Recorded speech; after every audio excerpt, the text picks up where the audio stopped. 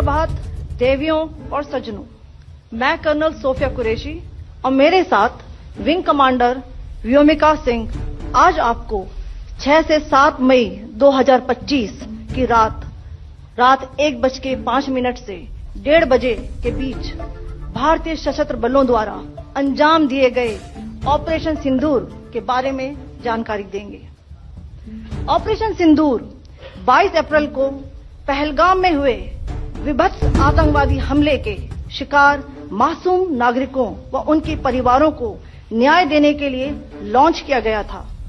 इस कार्रवाई में 9 टेररिस्ट कैंप्स को टारगेट किया गया और पूरी तरह से इसे बर्बाद किया गया। A niche technology weapons with careful selection of warheads was ensured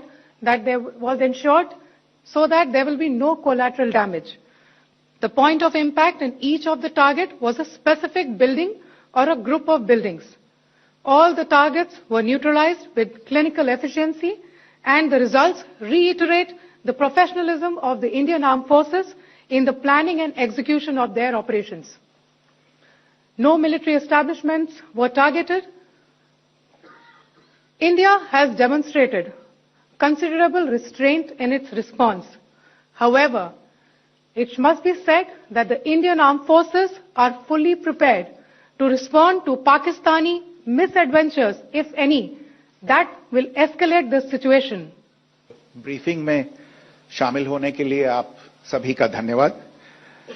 जैसा कि आप सभी जानते हैं, 22 अप्रैल 2025 को लश्कर तैयबा से संबंधित पाकिस्तानी और पाकिस्तान प्रशिक्षित आतंकवादियों ने भारत में जम्मू और कश्मीर के पहलगाम में भारतीय पर्यटकों पर बर्बरतापूर्ण हमला किया। 25 भारतीयों और 1 नेपाली नागरिक को कायरतापूर्ण मौत के घाट उतार दिया गया। मुंबई के 26 नवंबर 2008 के हमलों के बाद यह भारत में हुई किसी आतंकवादी हमले में मारे गए आम नागरिकों की संख्या की दृष्टि से सबसे गंभीर घटना है।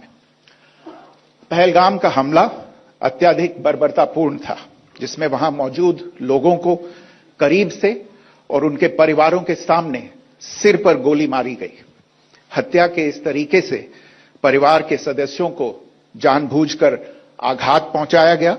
साथ ही उन्हें यह नसीहत भी दी गई कि वे वापस जाकर इस संदेश को पहुंचा दें।